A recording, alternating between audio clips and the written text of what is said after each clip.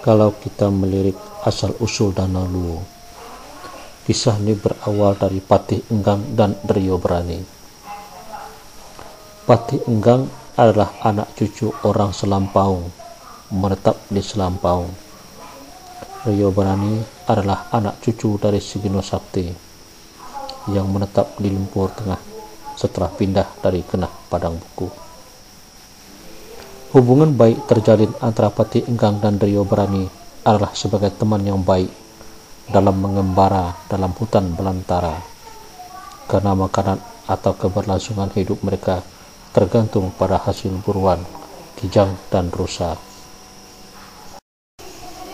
Dalam riwayat cerita, Patih Enggang adalah orang yang berkuasa di negeri Selampaung dan di bawah kekuasaan Rencong Telang Pulau Sangkar, sedangkan Patih adalah gelar kebesaran yang dimilikinya.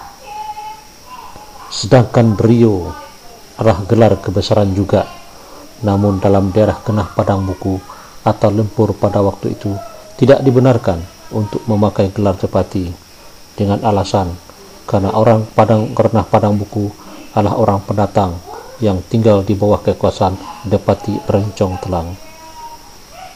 Alasan lain, orang Kenah Padang Buku wajib tunduk pada titah Depati Rencong Telang. Dia tidak berhak memegang gelar Depati, karena kalau memegang gelar kedudukan sama dengan Depati Pulau Sangkar, ia hanya berhak memegang gelar Rio. Menurut cerita, dia diberi gelar Rio Berani.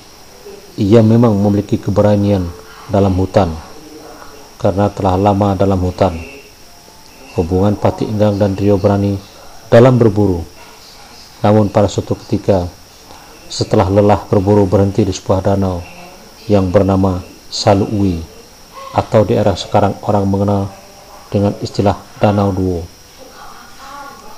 Dalam sebuah bincang, Rio Berani dan Patih Enggang sepakat membuat perjanjian bahwa danau ini adalah milik mereka berdua, orang Lempur dan orang Selampaung. Saat mereka berdua turun dari Saluui sambil memandang dan mengarahkan pandangan mata mereka di batu belang Gunung Batuah, namun terlihat seorang gadis cantik.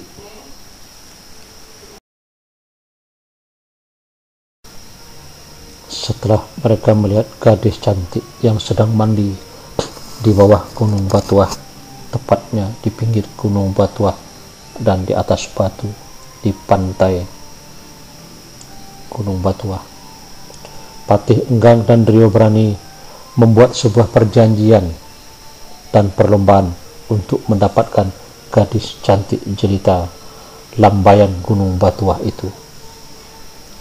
Dalam sebuah perjanjian, siapa di antara mereka yang bisa menangkap gadis cantik yang sedang mandi dan balangi di atas batu itu, ialah yang berhak menjadi calon suaminya.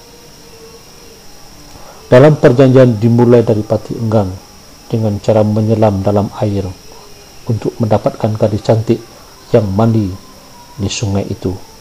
Namun sayang, Patih Enggang tidak bisa, karena beberapa saat di tengah sungai dalam menyelam mengalami kehabisan napas.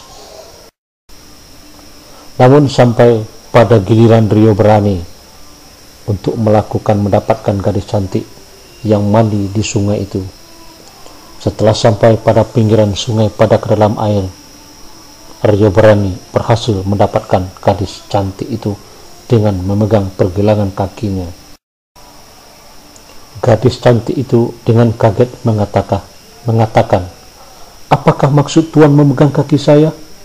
Dalam adat kami tidak dibenarkan seorang laki-laki memegang seorang perempuan yang bukan suami atau istrinya," kata cewek cantik itu pada pinggir sungai dengan kagetnya. "Kalau boleh permintaan saya meminta sesuatu yang tidak rapuh karena air, tidak lekang karena panas." Gadis itu tidak mengerti permintaan Rio Berani. "Tolong beritahu kepada orang kampung ujung Dusun Tanjung bahwa saya tidak akan pulang ke kampung halaman kita lagi, karena saya hendak menikahi gadis ini dan tinggal di puncak Gunung Batuah. Tolong berikan tombak ini kepada orang ujung Tanjung sebagai tanda bukti, dan anjing buruan ini saya bawa ke puncak Gunung Batuah sebagai teman saya, kata Rio Berani. Maka berangkatlah Rio Berani dengan gadis keturunan jin atau dewa ini ke puncak Gunung Batuah, dan Pati Enggang membawa pulang amanah untuk menyampaikan pesan Rio Berani.